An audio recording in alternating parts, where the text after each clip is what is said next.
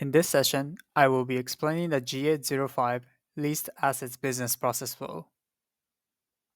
The core purpose of this process is to make monthly payments by leasing the assets instead of purchasing the assets with a one-time cash payment. This flow is designed to manage both capital leases, where ownership of the asset eventually transfers to the lessee, and also operating leases, where ownership does not transfer to the lessee. This process is done as needed and upon receiving an invoice. There are no specific prerequisites to start this flow. This process starts with the department representative requesting approval of the leased asset to the department approver. The department approver approves the request, and the department representative proceeds with inspection and execution of the lease agreement. After the lease is active and the supplier invoice is received, an asset registration request is sent to the accountant. Then the flow splits based on the type of lease.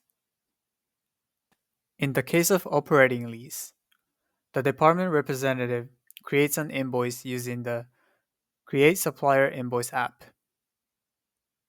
Instead of posting the invoice directly, the invoice is saved as completed here.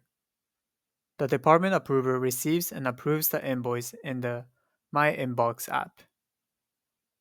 The debit will post to the lease expense account and credit will post to the accounts payable others account.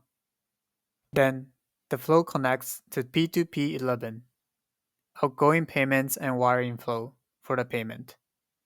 In the case of capital lease, the fixed asset accountant creates the fixed asset in the Manage Fixed Assets app.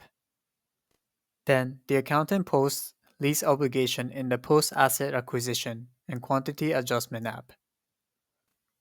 Debit posts to lease asset and credit posts to lease obligation account. The accountant calculates the interest and proceeds to creating the invoice in the Create Supplier Invoice app.